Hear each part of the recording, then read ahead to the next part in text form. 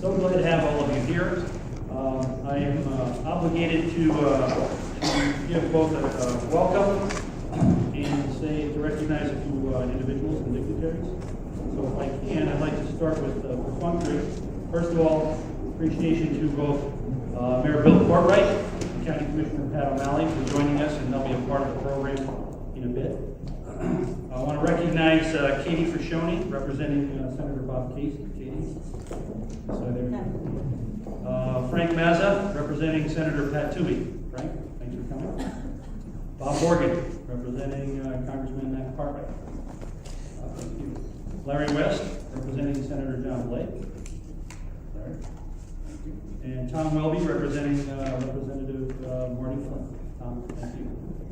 Likewise, I'd like to acknowledge Mark Vogt, Chair of the Board of the Greater Scranton Chamber of Commerce. His Honor, Judge Carl Menorah, thank you for coming today, really appreciate it.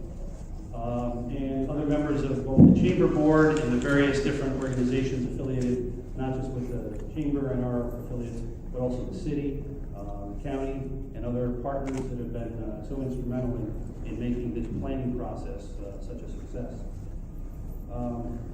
Let me start with, the basics. Many of you participated, in fact, almost everybody in this room participated at some level in the planning process. But let me just step back and walk through how this played out. First of all, again, a reference to Elena Kilpatrick, who is the Pennsylvania Vice President for Frontier Communications. Elena, thank you and your organization for sponsoring and supporting the concept of America's Best Communities. Essentially, this has been about a 1.5-year process for us thus far. What began with the announcement by Frontier Communications, CoBank, Dish Network, and the Weather Channel as a national initiative for communities to come together and do strategic planning. I often sort of miss the exact numbers on this, but communities 9,000 to 9,000 in population within the 27-state area of Frontier Communications. And the idea originally was, as it's been structured, is to encourage communities to do strategic planning. It could be project planning, could be broad strategic planning, but it's the idea of giving the opportunity for small and mid-sized communities to build upon their own thinking and their progress and success with a more focused plan. So we followed the process, and we were really proud of the fact that having put together the initial application, we secured, and this is a complicated way to describe it, $50,000/$65,000 to do a master plan. $50,000, $35,000 came from Frontier and their partners. $15,000 came to us from Campbell Soup as a designated mentee through the partnership, and then a partnership of the city, Lackawanna County, and the Chamber to match that up with a $15,000 contribution as well. So we have all these starting partners, and everything is really moving in the right direction. And essentially, Amy Leister, working with our friends from Geisinger, who were so kind to help us out. John Wyszynski is here today as well, in some of the grant writing, that original grant writing. We put together a solid process with the city as well. And we secured the first $1 million. And that allowed us to launch this process. So as we were sitting around as a core group with our leaders from various educational institutions, Lackawanna College, University of Scranton, most notably within the footprint, Commonwealth Medical College, Geisinger, Commonwealth Health, and some others who were part of the original concept and meeting group, as well as George Kelly representing the county, Linda Agley and Tom Priembo representing the city, and a number of other players, key players. I apologize if I don't name everybody. But everybody came together and we started talking about how we might attack this thing. And one of the things we felt was necessary was to bring a couple of key players on board to help us make that happen. One of them was Phil Condren and John Cosgrove from Condren and Cosgrove. Not only had they demonstrated in past experience the ability to facilitate these types of initiatives, community initiatives, but obviously brought public relations and community relations part of that as well. And we think that was a fantastic opportunity for us, and it all played out really well. The others, there were a bunch of other individuals who we likewise brought in as players to help us make it happen. And the key here was, it wasn't the Chamber of Commerce or just our staff. It was all the different participants who helped us bring this whole thing together. And one of the things that I have to say that as we started to play this whole process out, we sort of looked at it in sort of three particular phases, so to speak. One is, okay, what are we doing right now? Let's ask all of our partners, including Scranton Tomorrow, and the other two players that I've mentioned right now, and a few others, to say, okay, what are we up to? What are we doing that can strengthen this community in this so-called central business district? And what became so clear to us right from the beginning was that the traditional footprint of the downtown wasn't significant. It wasn't significant enough to hold what it is we really want to do. Because if we look at it, that, you know, in those of us who are old enough and talked about the downtown, you have sort of Lackawanna Avenue to maybe Vine Street, you have the river to Jefferson Avenue. But in reality, what really represents the central business district right now is a lot more than that. So what we did was we took it, I'd like to say we took a little higher view geographically and said, let's not use just that traditional footprint. Let's draw a little bit wider line around that. So what we did, we started and looked over across the river and saw what Geisinger and Beacon Medical had done on the other side of the river with the chamber at Mount Pleasant. And we looked further up and you start to draw the line a little bit further outside the traditional downtown. You have Commonwealth Medical College, you have Regional, you have Moses, you have Geisinger, you have University of Scranton, Lackawanna College. Downtown, you have mixed like Delta Medics and other specialty medical practices. We have what we say the dotted lines to our other educational institutions. We're also working in the downtown. We have, Penn State, Marywood, Lackawanna College, the Keystone, Johnson College, and Summit, as well as some of other key educational players. And likewise, we said we must draw a dotted line to Allied Services, the largest single employer in Lackawanna County.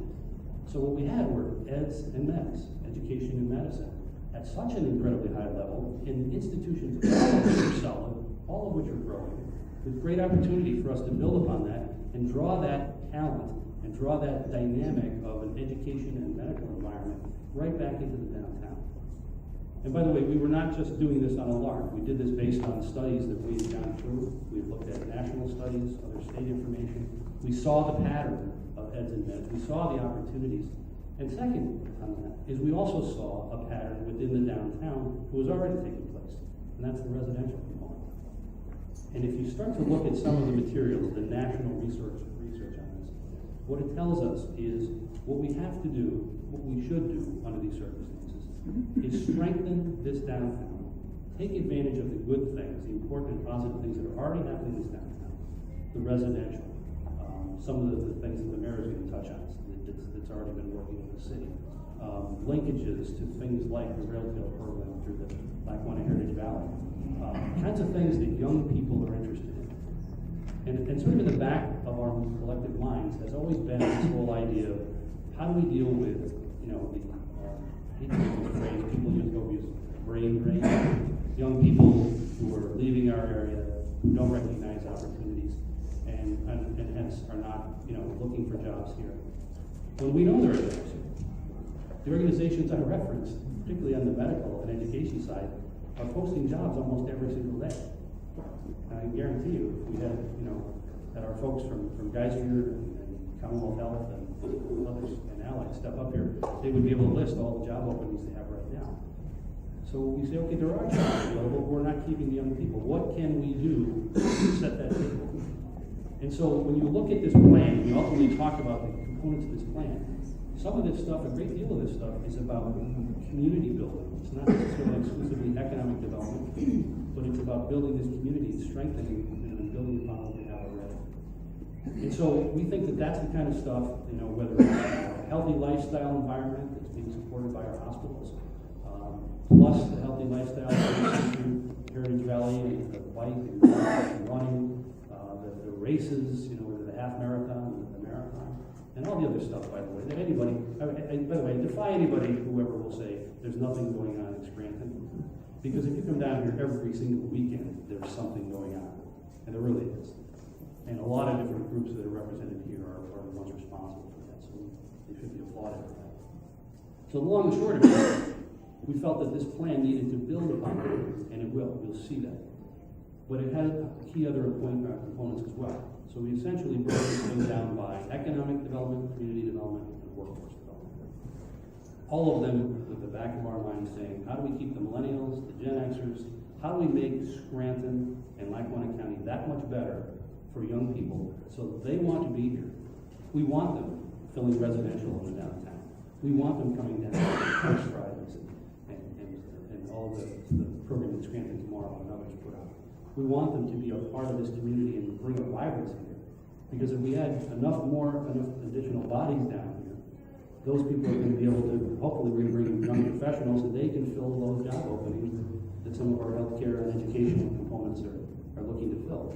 Likewise, what we'd really like to do is to have a symbiotic relationship with those same heads and meds institutions, so that when those partners, when those organizations are looking at what they're going to do next, they think about the downtown.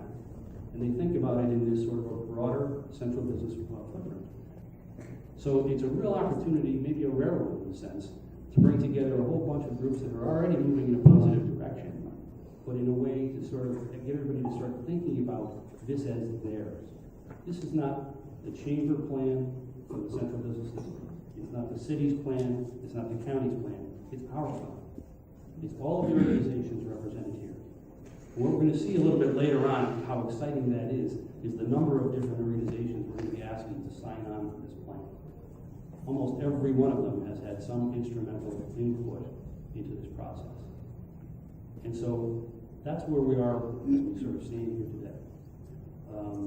The process itself has been incredibly inclusive. I really do thank so many of the key players who made this happen, who helped us pull this thing together.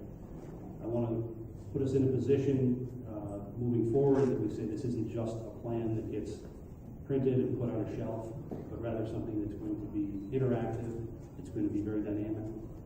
I can assure you that from the chamber standpoint, I think I can speak for the mayor as well, that as sort of the two key partners, among the key partners on this, that we will continue to move forward. We certainly know the county's on board as well. So it's not going to be something that we're going to sit on and rest our laurels on. We're going to build on each of these components. We're going to build the community side, we are going to build the economic development side, and we're going to build the workforce side. Three key components that have to work together. So that's where we are. We've come here together on a beautiful morning. I also have to, it'd be remiss if I didn't point out the wonderful work that Josh Mast has done in bringing together all this globe memorabilia. Josh in the back room, thank you, Josh. Great job on this.